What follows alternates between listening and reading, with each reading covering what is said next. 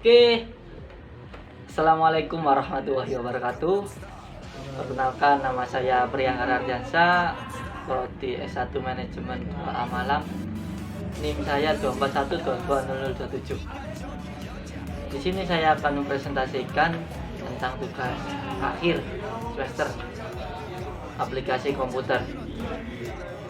Sistem informasi manajemen adalah suatu sistem informasi yang dibangun untuk memberikan kemudahan kepada pengguna dalam kegiatan administrasi apapun kampus secara online, seperti proses akademik, penerimaan mahasiswa baru, dan sebagainya.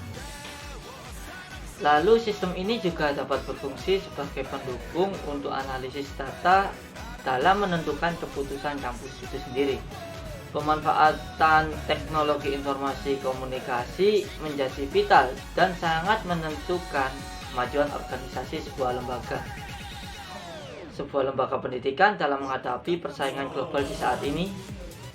Lalu di lembaga pendidikan tinggi yang baik tentunya harus memiliki sistem informasi manajemen pendidikan yang cukup, bahkan baik.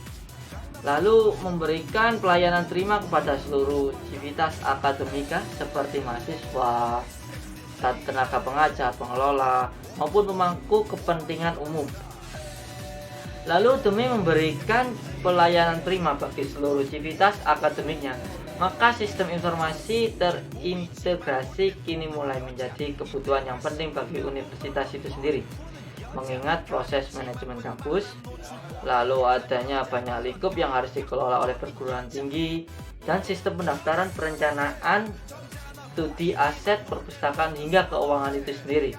Belum lagi sistem pendukung lainnya pada lingkup kemahasiswaan seperti sistem pengumpulan PKM, beasiswa, dan sebagainya.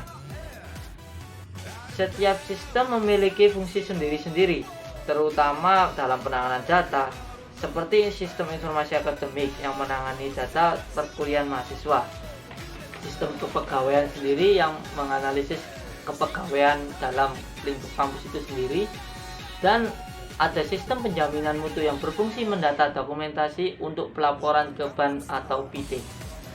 Lalu sistem informasi akademik atau yang disingkat SIAKAD. Sistem informasi akademik secara khusus dirancang untuk memenuhi kebutuhan perguruan tinggi yang menginginkan layanan pendidikan yang terkomputerisasi untuk meningkatkan kinerja, kualitas layanan, daya saingan, serta kualitas sumber daya manusia yang dihasilkan. Pengembangan sistem informasi akademik dilakukan secara kontinu dan insentif, mengikuti perkembangan teknologi kebutuhan mendasar perguruan tinggi, sehingga kemampuan sistem informasi akademik akan terus meningkat. Kelebihan sistem informasi akademik sendiri sesuai dengan regulasi dikti, seperti user friendly, kompatibel dengan laporan dikti, menekankan biaya operasional sesuai dengan perguruan tinggi, saling terintegrasi, fitur-fitur terlengkap. Di sini saya akan menjelaskan tentang langkah-langkah pembuatan Zoom, meeting Zoom, dan fasilitas-fasilitas yang ada di aplikasi Zoom itu sendiri. Apalagi sekarang di zaman pandemi, Zoom merupakan sebuah aplikasi yang dapat melakukan konferensi jarak jauh dengan menggabungkan konferensi video, pertemuan online, obrolan, hingga kolaborasi seluler. Aplikasi ini banyak digunakan sebagai media komunikasi jarak jauh. Selain itu, untuk dunia pendidikan mulai dari sekolah hingga kampus diliburkan akibat pandemi COVID-19. Oke. Ini saya akan menjelaskan tentang langkah-langkah pembuatan meeting Zoom dan bagaimana cara joinnya dan sebagainya. Check it out. Oke, ini kita masuk ke aplikasi Zoom. Nah, oke, kita udah masuk ke aplikasi Zoom. Nah, ini ada new meeting, join, schedule, dan share screen. Jika kita ingin membuat rapat, kita klik schedule. Nah, itu topiknya apa, kita bisa tulis apa topiknya, tapi saya tidak menulis. Itu ada date, tanggalnya berapa, bukunya dari jam berapa sampai jam berapa. Untuk versi gratis kita hanya dibatasi 45 menit. Kalau sedangkan premium kita bisa lebih dari 45 menit waktu Indonesia Barat ya.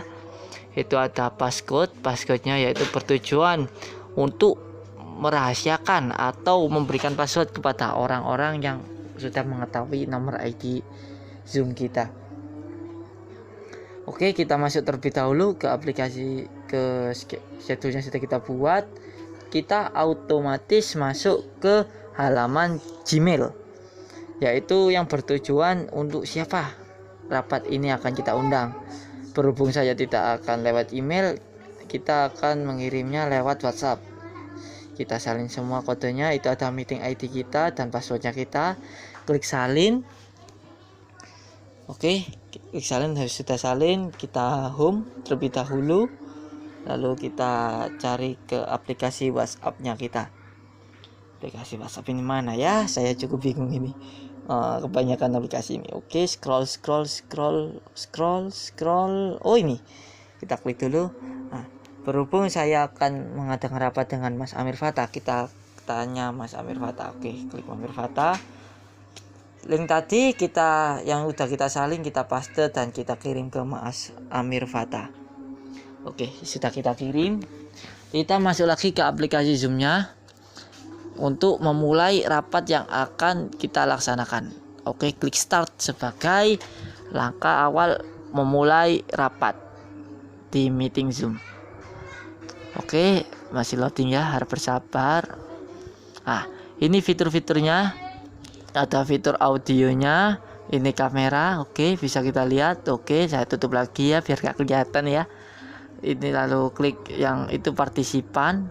Ini partisipan bertujuan siapa aja yang akan menghadiri pada waktu meeting Zoom kita.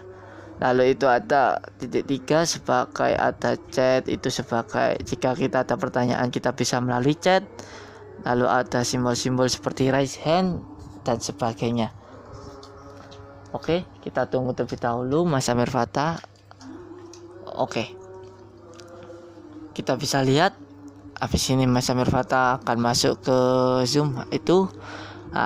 Kalau kita emang ada Mas Amir Fathah sesuai dengan yang kita undang, kita klik admit sebagai persetujuan bahwa dia bisa mengikuti rapat Zoom kita. Jadi partisipan sudah ada Mas Amir Fathah. Bisa kita lihat ada fotonya seseorang yang kita undang. Oke, bisa kita lihat. Nah, jika memang kita udah selesai pada waktu rapat, kita bisa klik end meeting. Itu yang tombol kanan atas itu, klik end meeting for all. Oke.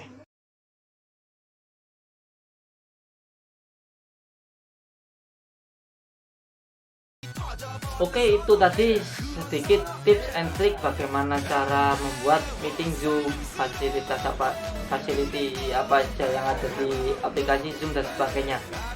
Tujuan pembuatan Zoom ini sendiri bertujuan untuk mempermudah pembelajaran jarak jauh.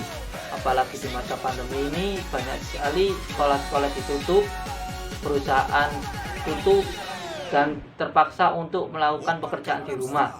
Dan di aplikasi Zoom ini sangat bermanfaat bagi kami sebagai pekerja ataupun mahasiswa.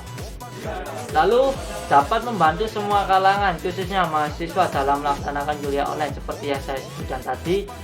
Dengan aplikasi Zoom ini sangat mempermudah, meskipun banyak ada kekurangannya, pasti banyak juga kelebihannya. Itu saja review dari saya dan presentasi dari saya bagaimana tata cara pembuatan aplikasi Zoom, bagaimana membuat meeting Zoom dan sebagainya. Terima kasih. Wassalamualaikum warahmatullahi wabarakatuh.